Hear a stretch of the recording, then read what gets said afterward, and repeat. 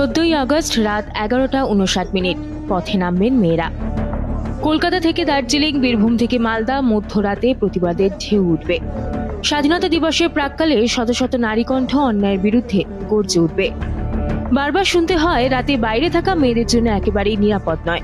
তবে আজ আর কোনো বাধা মানবেন না মেয়েরা, ভেঙে দেবেন সব ট্যাবু।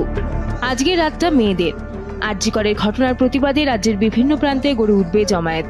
কলকাতার মধ্যে যাদবপুর, কলেজ স্ট্রিট, একাডেমি সহ একাধিক জায়গায় রাজপথ দখল নেবেন মেয়েরা।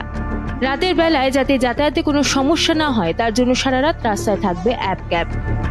Kolkata Ola Uber app cab operator and driver ইউনিয়নের তরফে এমনটাই জানানো হয়েছে।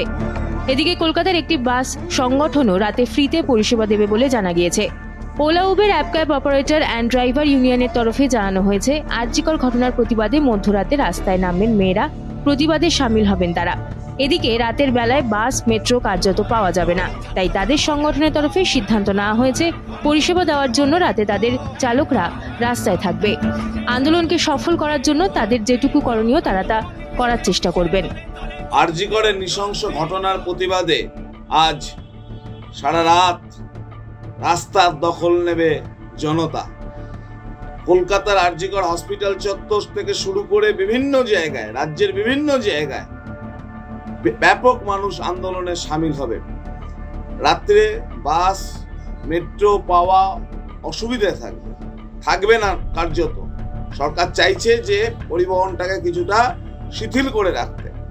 সেরকম পরিস্থিতির জায়গায় দাঁড়িয়ে Kolkata Ola Uber app cab operators and drivers union CITU লাল ঝান্ডা অ্যাফিলিয়েটেডে আমাদের সিদ্ধান্ত নিয়েছি আমরা যে আমাদের অ্যাপ ক্যাব চালকরা, ওলা উবের, ইনড্রাইভার, র্যাপিডো চালকরা, 4 চাকা এবং 2 চাকা সবাই আজকে সারা রাত পরিষেবা দেওয়ার জন্য রাস্তায় থাকবে। এই আন্দোলনকে সফল করার জন্য আমাদের যেটুকু করণীয় সেটুকু আমরা করব। অন্যদিকে কলকাতা বাসোপিডিয়ার তরফে মেয়েদের জন্য ফ্রিতে পরিষেবা দেওয়ার কথা ঘোষণা করা হয়েছে। হাওড়া ময়দান থেকে শ্যামবাজার রুটে পরিষেবা দেওয়া হবে। বাস সংগঠনের তরফে জানানো হয়েছে রাত 11টায় হাওড়া থেকে এবং রাত 1টা নাগাদ শ্যামবাজার থেকে বাস মিলবে।